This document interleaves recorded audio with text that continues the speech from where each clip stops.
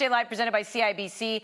Andy, Jordan, Jess, a lot of emotions to process in this game between Mother Nature getting involved, horrible first half because of the conditions, goals being scored, late goals being scored, penalties, saves, you name it. We had all the drama in this. But from the Canadian perspective, Jordan, how were you left feeling?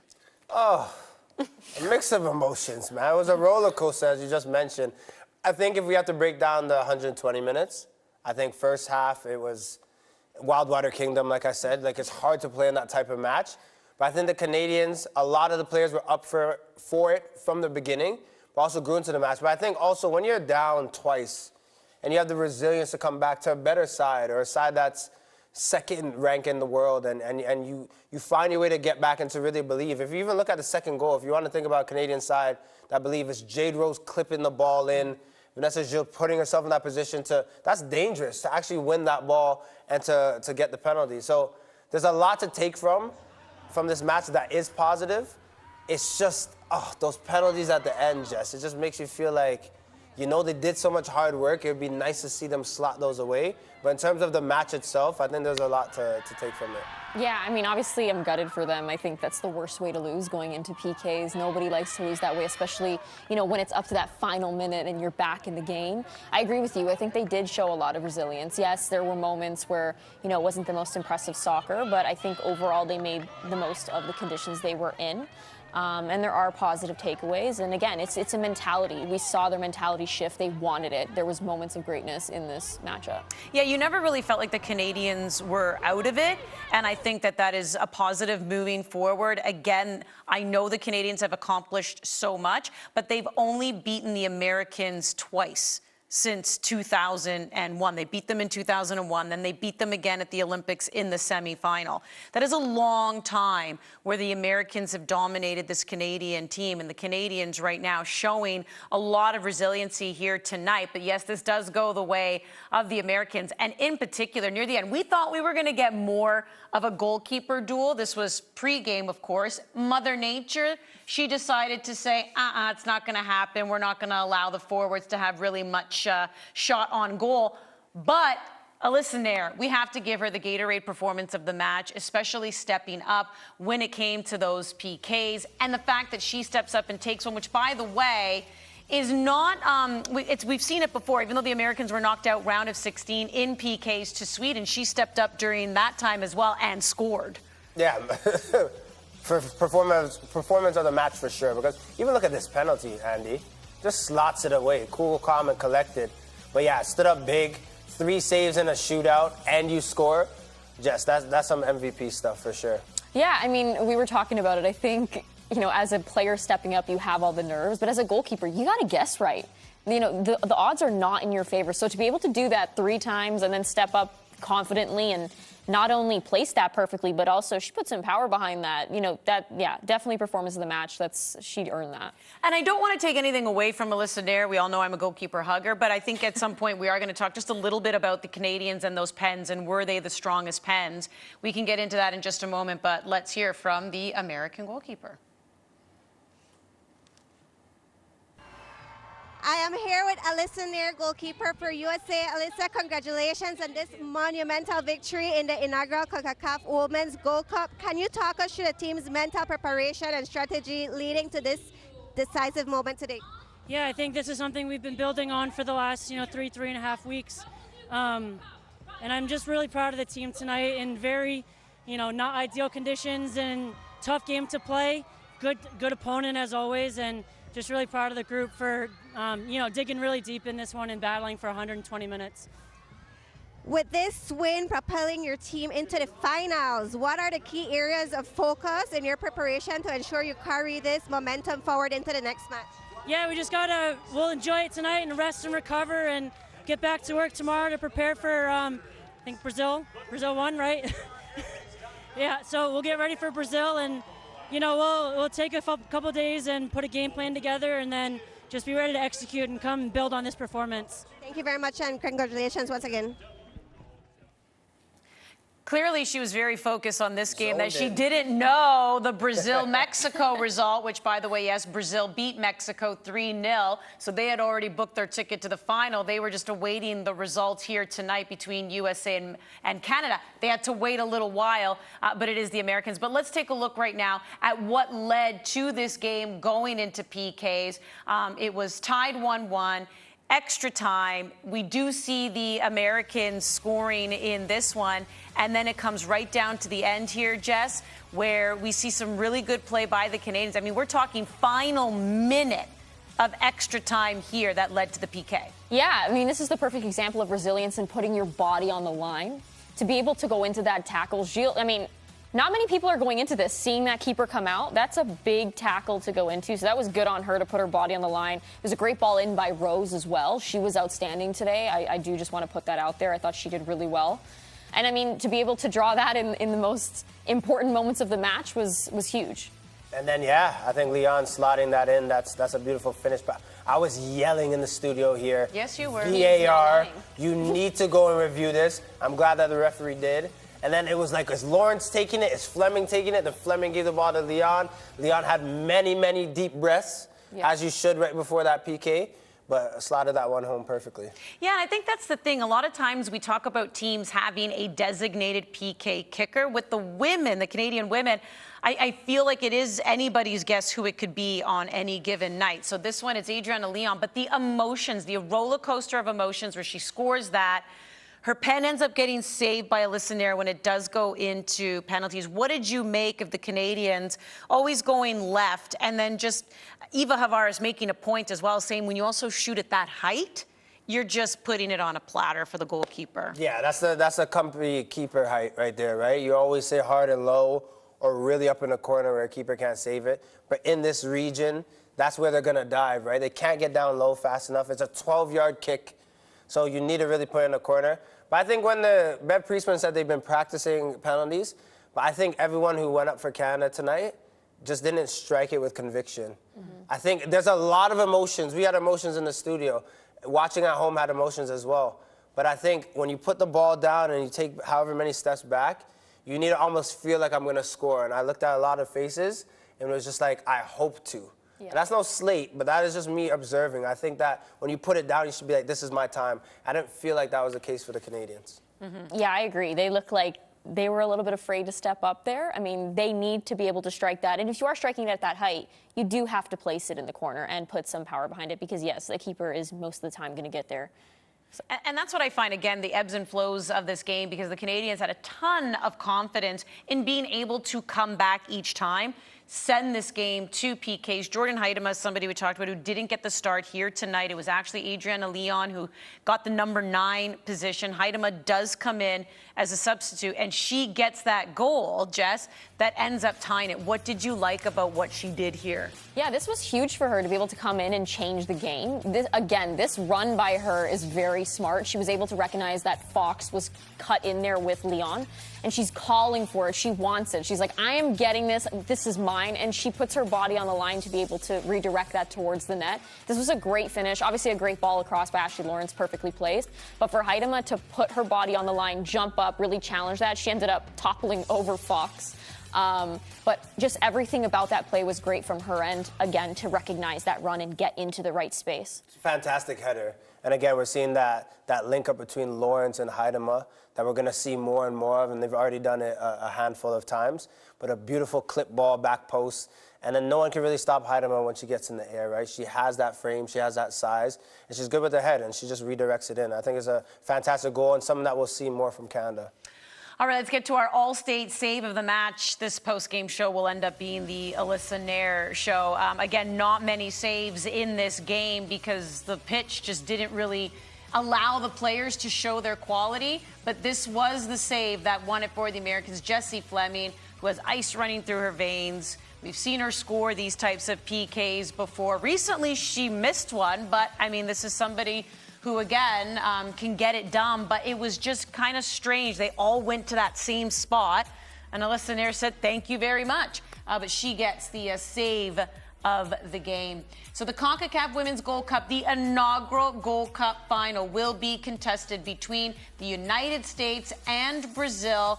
That kickoff will be 8:15 p.m. Eastern time. What a match this was. We hope you watched from start to finish. And if you just woke up, well, I'm glad you woke up and you at least watched the end of this one. It was pure drama. Our Ollie Platt is on location as well. What a view of the game he got. CanadaSoccerStore.com is the official home for the widest range of Canada Soccer licensed product, match jerseys, and fanwear.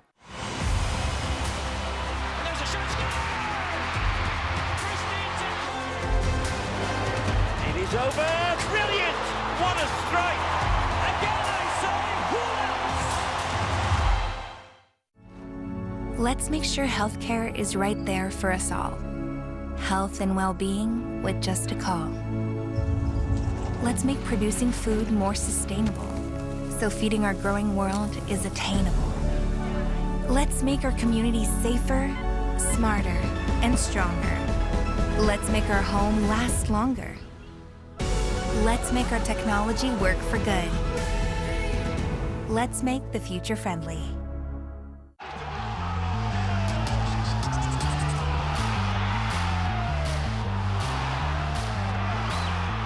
Thank you, Canada, for making dreams come true. We're with you all the way. Allstate and its 900 agents proudly support Canadian soccer at every level. Visit allstate.ca. Toyota's electrified vehicles are for everyone. Every chauffeur, snack connoisseur, every scenery soaker, practical joker, every road tripper, toe dipper, every 9-to-5er, every long driver. Starting over 20 years ago with the Prius, we now have the largest lineup of electrified vehicles in Canada because this journey belongs to everyone. Here are your full-time stats. The Americans moving on, defeating the Canadians in pens. The Americans taking the lead in that first half. The Canadians getting a late goal in the second to tie it up. It goes to extra time. The Americans score again. The Canadians get a late penalty to tie it up. You know the drama. Here's Kailen Sheridan. Kailen, firstly, thanks for doing this interview in tough circumstances. Can you just sum up how that one feels after such a big effort from the team? Yeah, it honestly feels pretty crappy. We think that we came out here really prepared, and obviously there was some things really out of our control. Some decisions that we couldn't make that other people had to make and didn't, and that's just unfortunate, and I think it really caused us a really hard day today, and yeah, just pretty disappointed overall. The pitch isn't great right now. It certainly wasn't great in the first half. Do you think the game should be played in conditions like this? Honestly, no, but it's not up to us. We have to go with what they say, so unfortunately, yeah, it's just out of our hands, out of our control, and we have to do what we're told. It's part of the frustration tonight that there was, a pretty big penalty call on Jesse Fleming in that second half, and incidents like that maybe went against you as well. Yeah, again, that's out of my control too, and it seems like a lot of things are out of our control today, and that's where it's really frustrating. But ultimately, we got to look back and see what we could have controlled and could have done differently to come out better. This is a team that's seen a lot of big, significant players, retire from international football, walk away in recent months. What can you take out of this tournament, do you think, that you've learned about this side? Yeah, I think we came out to this tournament and we showed dominance. We showed that we're a team that should be feared and has the ability to play against anybody. And on the right day and the right call, it's a different story. Thank you, Kailen. Appreciate it. Oliver Platt joining us now. Just finished talking to Kailen Sheridan, and it's pretty obvious, Ollie, not pleased with the game being played. What can you tell us about the decision that went behind this match going ahead between Canada and the U.S.? Yeah, it's a pretty baffling one, to be honest, Andy. I don't think the fact that it was a very dramatic match in the end should really excuse the fact that this game was even played. There was a lot of confusion around who that decision rested with. Concacaf, a spokesperson said that was resting with the referee, and it was in their discretion. But we saw in the first few minutes of the game, the referee went over to the benches, appeared to be talking with someone, holding the ball, acting as if, obviously we couldn't tell exactly what was being said, but acting as if they were, questioning whether the game should continue and talking to someone else about it, right? So it seems like a little bit of a passing of the buck, and it's disappointing. Disappointing for the players, disappointing for the competition, to be honest. We want this to be our continental championship. It's a big deal. It should be a big deal. We want to talk it up. And then you get a match like that tonight, which again ended in, classic USA-Canada Concacaf fashion with a lot to remember by. But the quality of the game for large periods was nowhere near what you'd expect from these two teams because of the conditions they were playing in. Given the way Canada fought back multiple times, sending this to PKs, obviously it does feel a little anticlimactic, them now exiting the tournament. But what do you take away from what the Canadians were able to do, their performance, and just the positives, I guess, moving forward, as now the next tournament will be the She Believes Cup, where they will face the Americans again? Well, obviously, I don't think you can really take much away from it in terms of the technical, the tactical side of the performance. That was all a write-off in these conditions. What you can say about Canada is they never quit. There was incredible fight in this team tonight, incredible team spirit. They stuck together in really difficult circumstances. The changes that Bev Priestman did make paid off, just being very simple, very direct in the way they played. And there were some outstanding performances out there, again, in the sense that players dug deep and gave more than you would think they have to give. Jessie Fleming in particular, captaining this team for the first time at this tournament, was magnificent. Just in her effort level, her energy never diminished. She managed to play as much as she could play on that field and in these conditions. And I think when you're building a team, that's got to be the starting point, is that spirit, that desire. That was what took them to Olympic gold in Tokyo, and I think it was on full display tonight. All right, Ollie, thanks so much for that. That's Oliver Platt, who's on location in San Diego. So the tournament does come to an end for the Canadians. How are you feeling overall? I mean, I'm sure, obviously, Kailen Sheridan's response, you could tell they are very upset about this. But when you wake up the next day and you kind of look back at the tournament as a whole, what are you taking away? I think I'm reflecting personally just on this match, and I'm thinking, you asked in the beginning of the pregame if there's something that you're going to learn from today. I think you learned that Canada's close. I feel like they're really close. If you look at the fine details, yes, you can argue that the match shouldn't have been played, but it was played. And if you look at Gilles with the pass back in the beginning, these are just details, minor details where they gave the U.S. upper hand. That's a very good team. Second ranked in the world, perennial contenders, know how to win. Yeah, they might be going through a little bit of a change and passing the baton, but they're still quality players. And then the second goal as well, you could almost say is a bit of a gift. But Canada stuck in the game. They didn't form dead. They didn't lay down. So I think that's something to build off of. I think the quality will come. But as Ollie mentioned, Jessie Fleming had an outstanding performance. It sucks to see her miss the pen because it kind of wipes away what she did for 120 minutes. But she really rallied and carried this team. There's a Jade Rose you can get behind. There's so many players that had a phenomenal tournament, but specifically a game where they rose to the occasion. They didn't shy away from things. So I think there is a lot of positives to take from this, and I hope that these players go into this locker room, lick their wounds, but know that they're close to getting to where they want to go and to beating teams when it really matters. Yeah, I think there were enough good moments in this tournament to use it as a stepping stone and step into that She Believes Cup and, believe and have the faith that they are capable. Obviously, yes, there are things that need to be cleaned up. But again, this is a lesson. You move forward from it. There was a lot of uncontrollables tonight. But, I just think that at the end of the day, they do have something to be proud of. So they just need to take that, focus on the positives, also focus on what you can change and just move forward. And this is a team as well that we did see Bev Priestman not afraid to experiment. Adriana Leon, number 9, Simia Wujo getting the start, the young Olivia Smith getting her first start, getting her first goal for country. There were a lot of things as well that we say the Americans are a team in transition, so are the Canadians in many ways, sometimes also forced due to injury. But this is a team that will look to reassess and will look forward to the rematch at the She Believes Cup, which will be the next tournament they will participate in April as they continue their preparation on their road to Paris and the Olympics. What drama we had here tonight. It ends in penalties, and it does go the way of the Americans. You've been watching the Women's Gold Cup here on One Soccer. Thanks for tuning in, and we'll see you next time.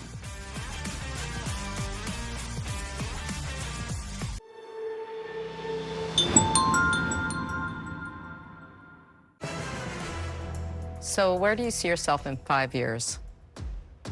I will take over the lemonade game. In 5 years, I'll be king of the court. I'll be on my 3rd reno. That's what I'm talking about. Thanks, Scott. I'll be living in the city. Not.